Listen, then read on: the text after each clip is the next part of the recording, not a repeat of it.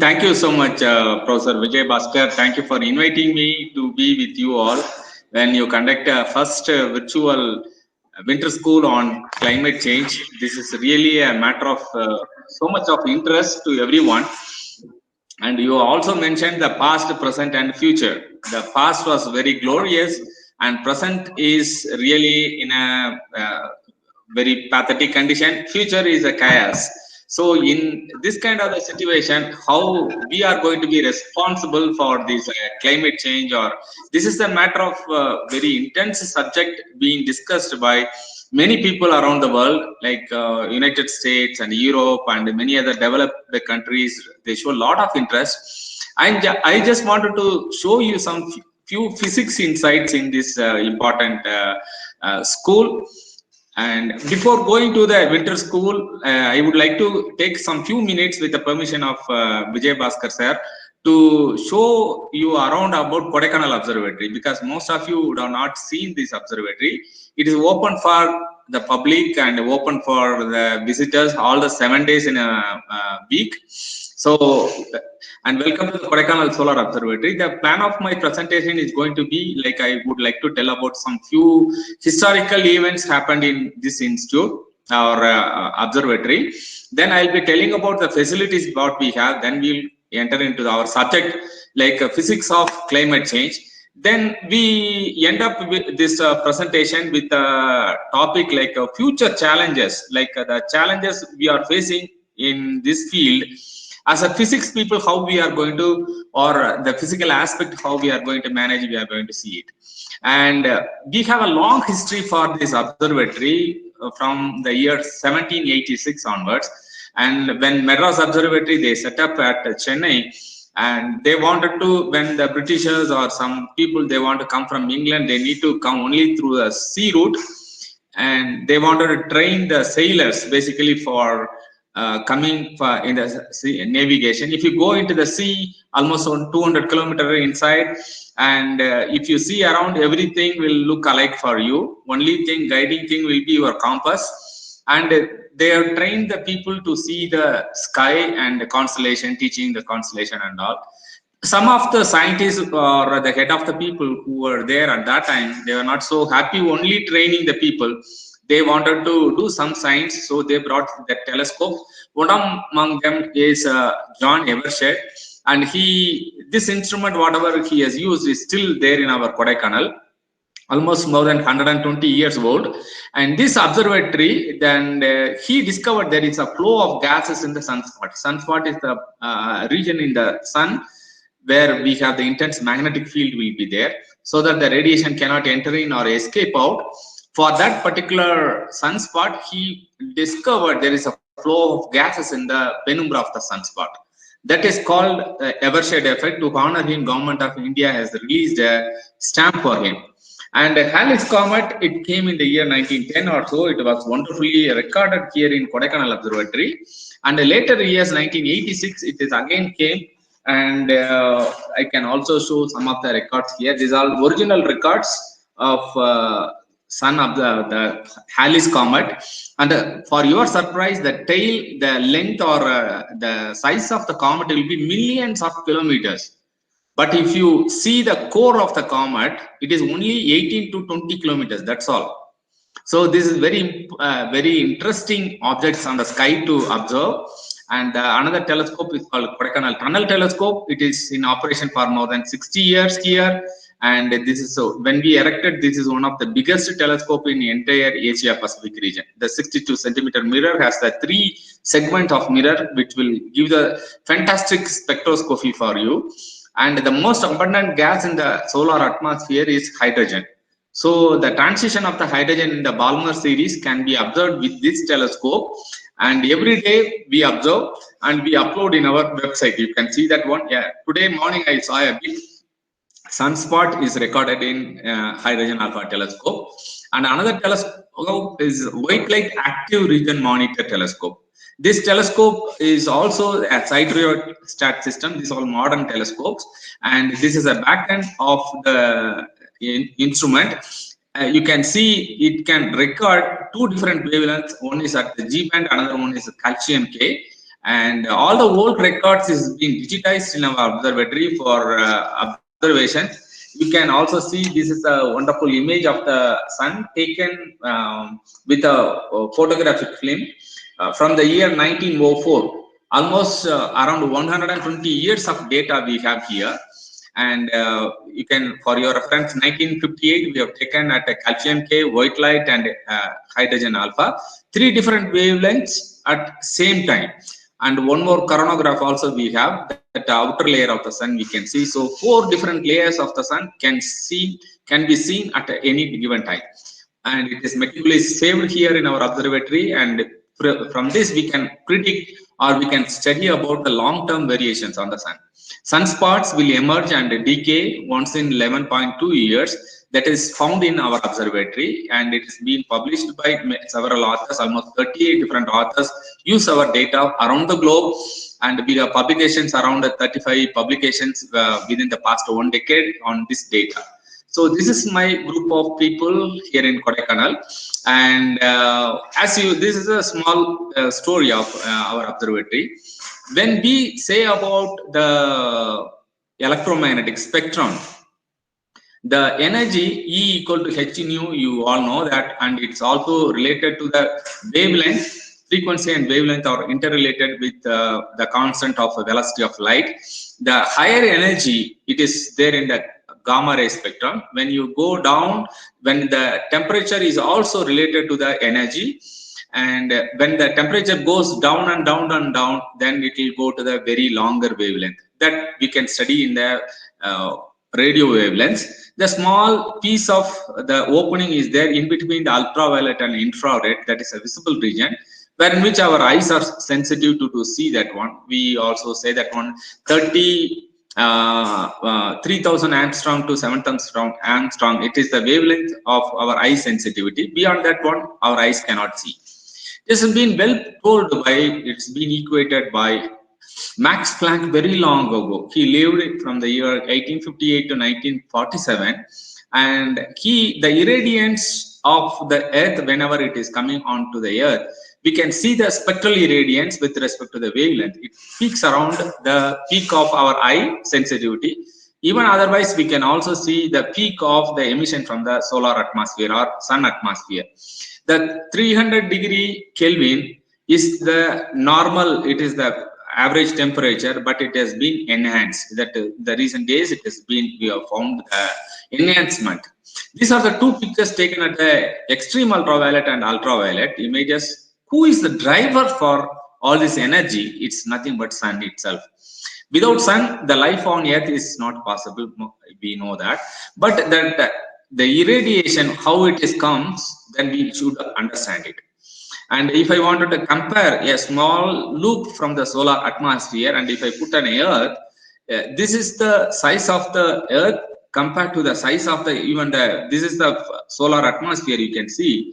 But you can also see a huge giant loop systems are there.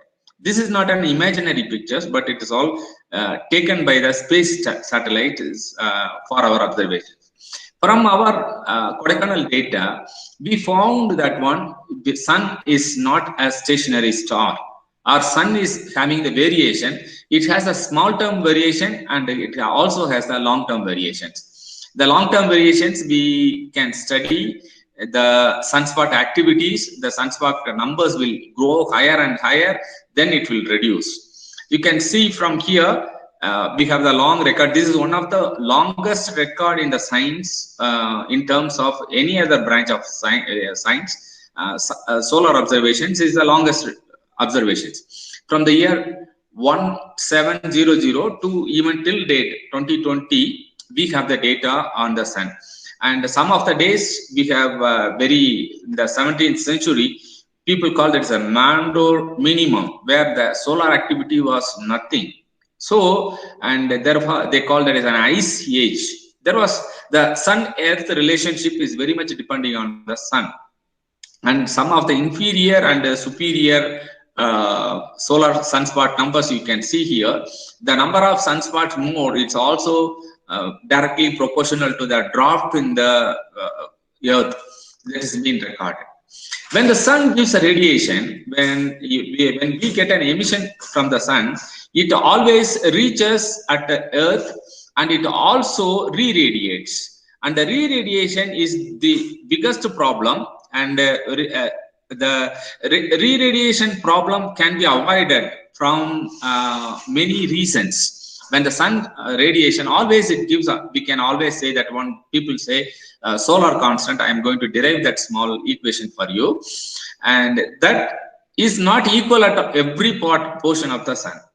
The earth is not receiving the radiation from the sun equally, because the equator receives more, or the temperature will be more, and as you go towards the polar regions, the cosine theta of 90 will applicable. That is, it will may not vertically it will go on heat, rather it will go on a parallel way, and the temperature also increases at equator to the polar regions. The temperature variation is also there. Before that, I just wanted to say a few words that most of you are familiar with, that aerosols. These aerosols are fine particles suspended in the air, also make a large contribution to the atmospheric reflection. And in astronomy, we call a term called albedo. I will come to that albedo.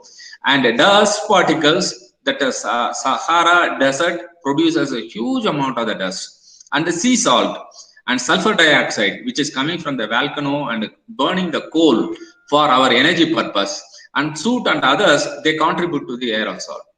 Do we have a responsibility for this one? Of course, yes. The present day human beings are responsible, and you can see a brine coral. It is there in the seabed, has been polluted, and it is produces lot of the human activities are changing at the natural greenhouse effect. Greenhouse effect have been, I believe that it has been very discussed in a very great detail in our subject. And we can also see that one, the burning of the fossil fuels like coal, oil puts more carbon dioxide in our atmospheric system. Let us go back to Sun-Earth system again. The distance between the sun and the earth we call one astronomical unit, 1 AU. 1 AU is a distance, and for all solar system studies we use this unit. And the power received from the sun is the power is also equivalent to the emitted radiations. Okay, so sun emits in all 360 directions, and the globe is glowing, but the portion of the light is being received by the earth. And the thermonuclear reaction which is happening inside the sun is responsible for the energy production, and it is in physics we call this a PP cycle, and CNO cycle, carbon nitrogen oxygen cycle, and proton chain. And it has been discovered very long ago, and it has been awarded a Nobel Prize for this discovery. Okay, the energy balance is nothing but the power absorbed equivalent to the incident radiation subtracted by the reflected radiation. Normally, see the white clouds on the Earth atmosphere and the other snow in the atmosphere, they reflect the solar light. The incident sunlight, it's approximately 1361 watt per meter square. And this is also been, we can also demonstrate this one. I will take some few slides to tell about. Before that, how the albedo is responsible for our reflection. Like the fresh tar road, the asphalt road, it reflects. The albedo is the measurement between 0 and 1. 0 is perfectly absorbing, or rather perfectly black, and white is perfectly reflecting, that is 1. It is the varying between this 0 and 1. The open ocean, it's really good, and almost we know that one huge amount of our earth is filled with water. Therefore, the ocean, it absorbs around, that is the reflection is 0.06. It absorbs many things. And forest is 0.01, because the the green leaves, they do the photosynthesis also. And bare soil and green grass and desert land, new concrete, you see that one new concrete, it reflecting so much, it is 0.55, and this is what it's producing more heat, or it is heating our planet. Let's go back to the energy balance equation, and the amount of the energy received by the earth, it is almost 1.2 petawatts. So much of earth being received. The power absorbed is 0.7, and we can multiply with the solar constant. I will go in detail about that one, and the pi r square. Though we call the earth is so sphere, the light which is falling, it is more like we can measure in terms of the only in terms of it's only a pi r square, because you can take a sphere and the light, when you project it on the back side, if you see that one, the area is nothing but it's not a 4/3 pi r cube, rather it is only a pi r square. And I think you can understand this. And this albedo is a reflectivity of the surface. And as I already told you, the snow and the cloud cover, they play a vital role. And the desert and the forest, they are approximately 0.3. The atmosphere gets colder and colder as you go up in a very higher altitude. This has been, if you fly in the international flights, they fly normally around 10 to 11 kilometers above the mean sea level. There you can, they normally used to put minus 50 degrees or minus 60 degree they display. There you would have seen that. And similar way, the density is gradually, it is varying. You can see that variation in density. But if you are going at the temperature of, that is, if you are going at the altitude of 40,000 feet or so, there you can see the temperature goes down as minimum as minus 60 degrees. And how much carbon dioxide is produced in our own system?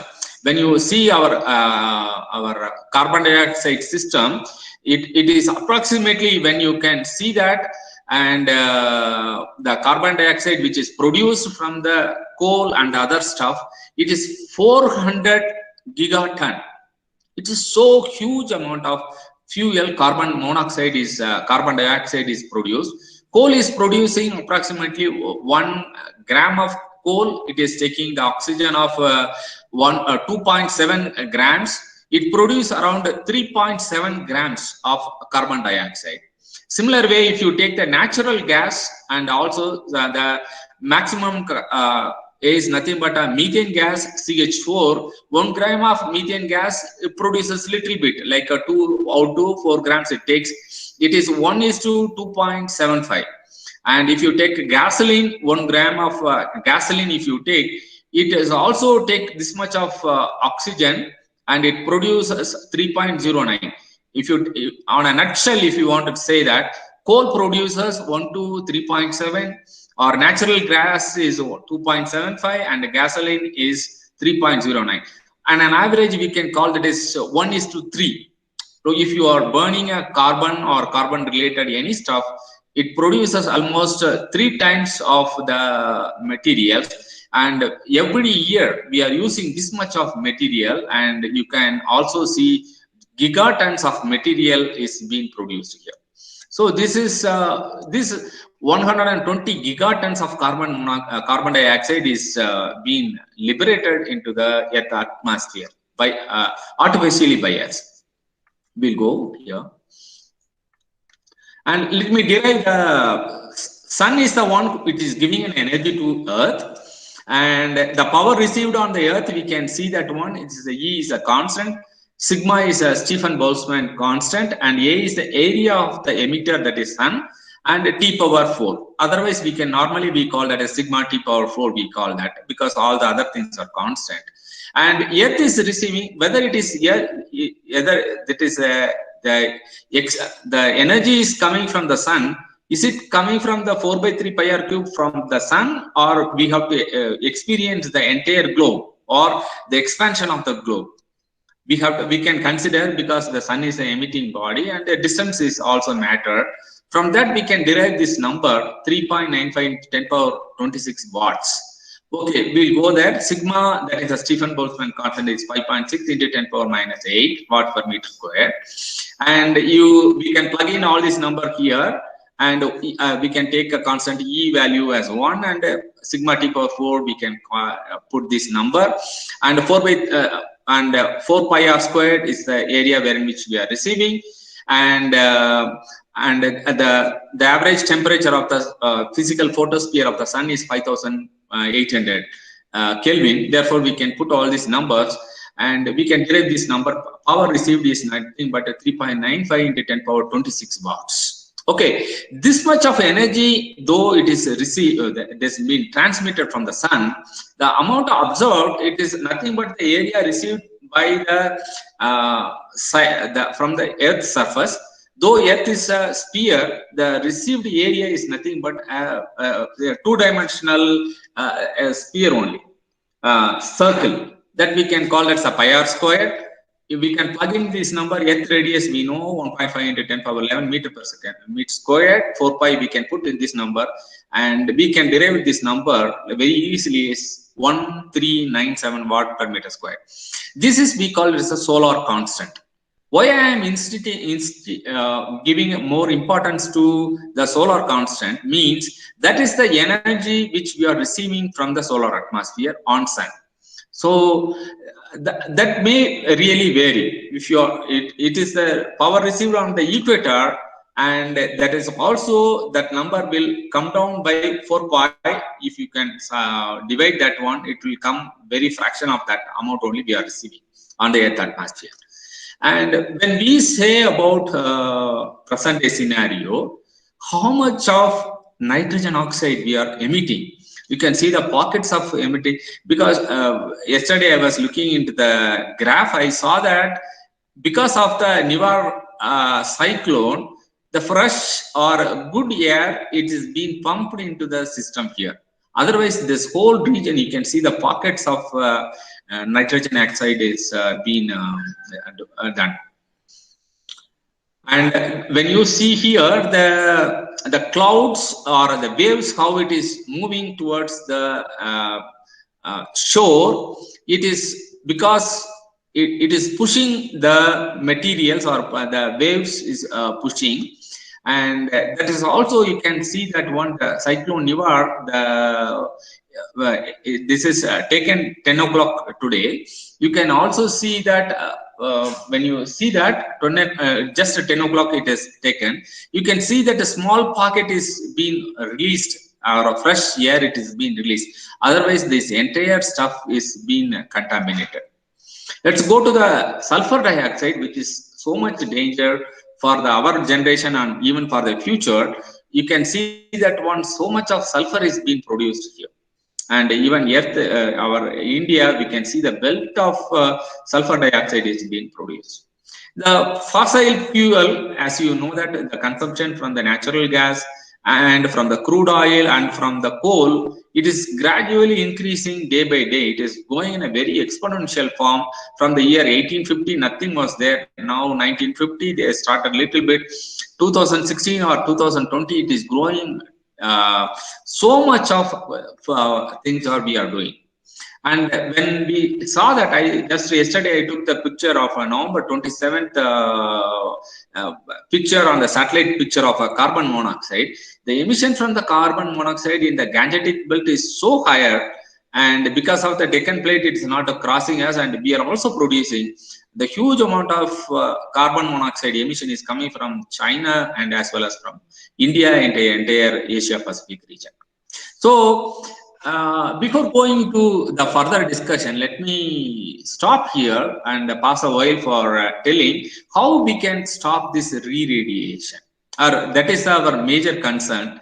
And number one, maybe when we construct the re-radiation, it's also producing the entire environment is getting heated. It need to be absorbed on the earth. Therefore, when we construct a building or something, the radiation, instead of a slope, so that it will reflect all the light, and we can also produce, if you take a slopy structure, it produces the radiation everywhere. Therefore, if we construct a small wedge kind of the stuff, and this will do the re-radiation, or it reflects and it will be absorbed. That's what we want. We don't want that one to. And of course, plants plants, it's been discussed and the ecological point of view and from the environment point of view, people have proved that the growing number of plants is good for our planet, and it will receive plants. They do the chemistry, they take the light photons and the heat and everything, they will absorb and change into the photosynthesis by the means, and it's good for the planet, and the growth of other species also, it's depending on that one. And when we say that, and we can also see that on the desert, it's a recent study, it shows that desert, Sahara and sub-Sahara desert and all this stuff is keep on growing, and this is not a really a good sign for planet. Therefore we need to reduce, or we need to plant something, or survival plants for these desert plants or something, and so that they can reduce it. And we need to shrink the desert area, and the forests are burning like more than ever. And of course I have heard about the forest burning for a long time, but the present day forest burning in California or Amazon in Brazil, the people call that as Amazon is the lungs of the earth, and that is burning. So it is not really a good sign, and we need to work on that.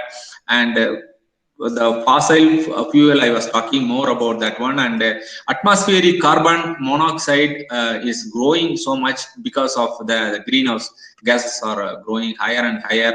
The cow dung increases the carbon monoxide, and every other stuff is keep increasing. I think we have a lot of responsibility toward our planet, and we need to effectively use our solar system energy, solar energy or bio energy, so that we can save our planet. I think thank you so much for this good time, and thank you for listening.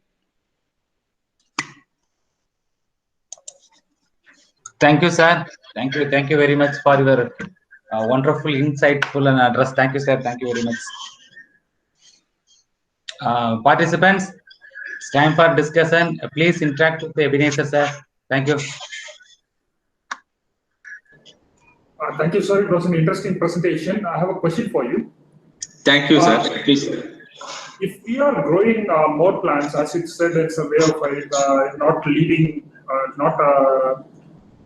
much of radiation to re-emit out of the earth.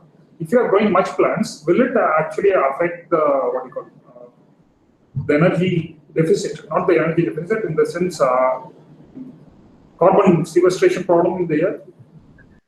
Exactly, like see, like plants, they they absorb the carbon dioxide also. I think we know that, and they release the pure oxygen for us, and they also reduce the irradiation. Like we saw about albedo, am I right? That albedo will be it will reduce, so that the re-radiation, that the radiation of the boiling of the sun, boiling of the earth can be reduced little bit.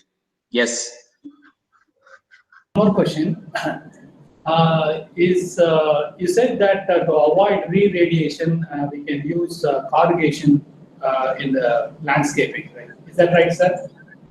But it is very expensive. See, I'm just throwing the insight from the physics point of view, saying that how the re-radiation, see, if you are giving a slope here in any of the system, then it is going to radiate anything. So if I put a kind of a structure, that is civil engineers, they need to work on that one, so that the radiation will be covered within this one. It may not radiate to the outside.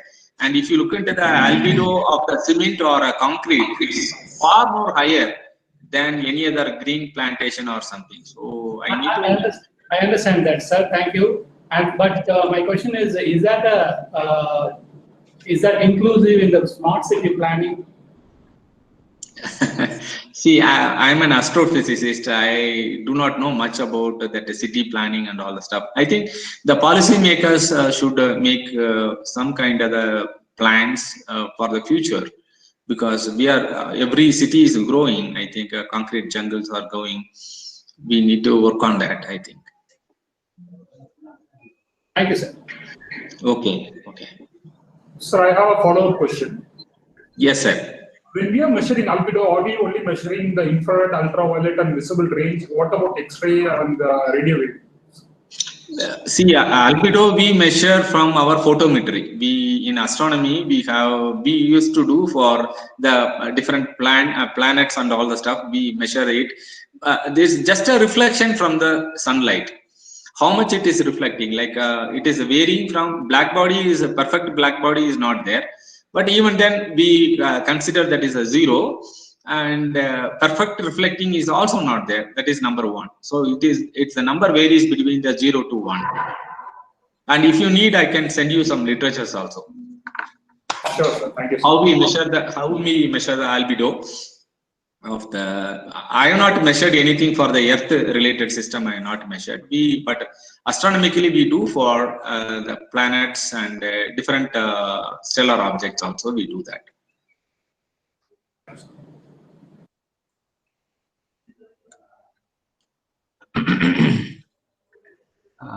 Participants, We have a question for you in the chat box. I will read it for you. Yes, sir. Sir, what's unique about this observatory, Kodaikanal Observatory? Any significant contribution related to climate studies? Okay, Mr. Muralidharan, thank you for your question. Climate studies we have not done, but we have the indirect measurements. How, see the way the sunspots coming on the sun atmosphere, the variation will be, it is less than 1%. It is not going to make any irradiation kind of the stuff. It is not going to do anything. But it gives the other kind of the radiations, like radio radiation it gives. The sunspot cycles, sorry, we try to understand how the sun behaves. And we wanted to understand the internal structures of the sun. And the sun, as you know that one, from our observation, we understand that sun is it's not a solid body like this, as it is rotating. The core is rotating very faster. The core of the sun is rotating very faster compared to the polar regions. These are the measurements, all the stuff we do it. On climate studies, and some of our colleagues, they have done that. The ring system on a tree, I think Vijay Bhaskar sir can tell a little bit more on that. The ring system on a trunk of a tree, if you chop it and you can see the rings will be there. That ring system has a coincidence with our sunspot measurements, which we have for more than 120 years. And many other observatories, if you collect all the things around the world, we can take for 200 years of data we have on about sun. And the sun, the impact of the sunspots on our planet Earth, it has been, that's what people believe that, and they are working. Of course, I am not working, but what I know, I am telling you. Vijay Bhaskar sir, can you please shed some light on this issue? Like the trunk of the tree, you can see that the ring system will be there in the tree. Okay, sir. We will explain it, sir. We will explain them. We have a continuous sessions, and we will explain them later, sir. Yeah. Okay. I have one more question. This is much related to closer to the research. I am interested in astrophotography. And okay. I want to know, I want to record UV and visible light together. So can you suggest some kind of camera modifications or done any specific camera for it so that I can record both? Definitely you cannot do, definitely you cannot do both the things on Earth, though you have a filter and all the stuff. Because of the ozone layer, it will absorb the entire ultraviolet, so that cannot enter. Therefore, we have the space telescopes. We can, in India, we have launched almost 15 years, long years we worked, and we launched, from India, we launched the AstroSat. It is the ultraviolet imaging telescope. It is there in the sky for almost 5 years. So it is producing a fantastic results. I can give you the link and all. So, but they study about the galactic and extragalactic and studies they are doing. They are not doing anything on Earth-related system. But we also have the ultraviolet imaging on Earth, and infrared. We have the space telescopes, and I can give you all the links. And astrophotography, many friends are interested to take pictures. I can join you in one of the club. We have many clubs are there. When I was there in Bangalore, we had a lot of group of friends. They used to take the telescopes and they used to take pictures. And here in Kodaikanal also we have some enthusiastic people, and I can get the link for you. Thank you, sir. I'm looking forward to correspond to you recording that, sir. Wonderful. Please, please, always. Others are not asking any questions. I think language should not be a barrier. I think No, if sir. you It is not an issue, sir, here.